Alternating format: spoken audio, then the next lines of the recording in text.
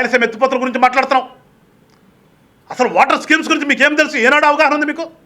సాక్షాత్ అసెంబ్లీలో చెప్పారు కదా మీ మంత్రి గారు, జలవనరుల శాఖ మంత్రి ఆ రోజున, ఏమి నాకు తెలియాలంటే నేనేమన్నా ఇంజనీర్ అవ్వాలా, నాకేం తెలుసు అని. అలాంటి వాళ్ళతో పరిపాలన చేసినట్టు నువ్వు వచ్చి వాళ్ళ జలవనరుల శాఖల గురించి, ఎత్తిపోతల పథకాల గురించి, ప్రాజెక్టుల గురించి మాట్లాడితే నవ్వుతారు జనం.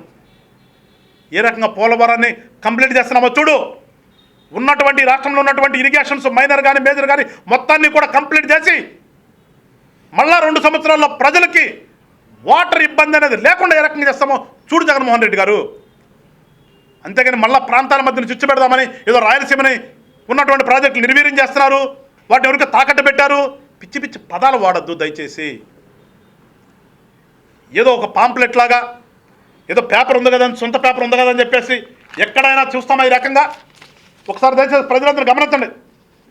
ఇది వాళ్ళ సాక్షి పేపరు. ఇది సాక్షి పేపరా లేకపోతే ఇది ఒక పాంప్లెట్టా? పేపర్లో మనం చూసాం, ఏ పేపర్ అనేది ఈ రకంగా పాంప్లెట్ లాగా ఉపయోగించినటువంటి చరిత్ర చూసామా? పేపర్ మొత్తం ఇది పాంప్లెట్ అంటారు నాకు తెలిసిన వరకు. ఇది న్యూస్ పేపర్ అనేది ప్రతి పేజీ కూడా ఈ రకంగా వేసినటువంటి ఈ పేపర్లో ఉన్నటువంటి న్యూస్ని నిజంగా ప్రజలు చూస్తారో ఏం చేస్తారో ఒకసారి మీరందరూ కూడా ఒక డెసిషన్ తీసుకోవాలని చెప్పేసి ఆంధ్ర రాష్ట్ర ప్రజలందరినీ కోరుతూ మరొకసారి ప్రజలందరూ కూడా కొంచెం జాగ్రత్తగా ఉండండి. ఈ వైఎస్ఆర్ పార్టీ అనేది ఒక పార్టీ కాదు.